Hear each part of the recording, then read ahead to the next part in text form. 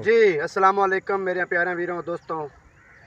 अज मैं सब नालों मेन जी चीज़ है साडी बीमारियों की जड़ उस बारे उस मतलब गल करना चाहना।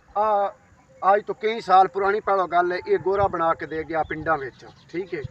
और उससे बना के इस तो दिता जो लोगों का गंदा पानी है जितना हो ही जाए जमा होंदा रस।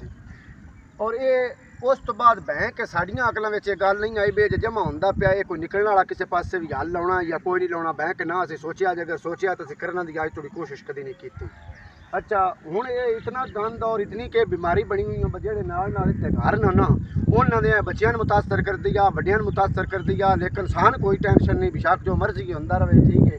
बीमार हाँ तो बीमार होंगे रहिए, मच्छर है तो मच्छर पौंदा रहिए, डेंगी है तो डेंगी बनती रहे, लेकिन असी खातर खा इसका कोई हल नहीं करना। इस पास एक छप्पड़ हर लोगों में त्रै त्रै चार चार छप्पड़ नो, लेकिन असी निकासी वाला कोई हल नहीं किया।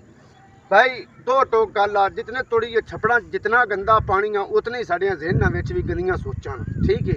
जितने थोड़ी असी गंद नहीं मुकैना, जितनी थोड़ी गोरियां की गुलामी नहीं छड्डनी, जितने थोड़ी इहो जिहियां निकासियां नहीं करनियां, उतने थोड़ी असी कोई तब्दीली वाले पास नहीं जा सकते। तो कोशिश अपील है कि हर लोगों विचों हर बंदा उठे, आवाज़ उठावे ताकि साढ़े अंदर सफाई आवे, सुथराई आवे। असी कोई एक मेरा मतलब है खातर खा अपने अपने घरों, अपने अपने लोगों, अपने अपने महलों के बारे में आवाज़ उठावीए ताकि असी सफाई वाले पास जाइए और साढ़े आने वाली नस्ल इन बीमारियों तो बच सके। और हो सकता है कुछ भी करना तो कर चलिए, इंशाअल्लाह ताला हो सकता है।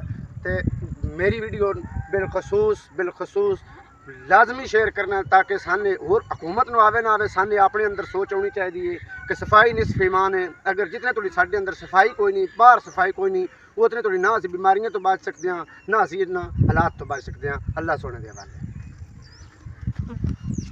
थोड़ा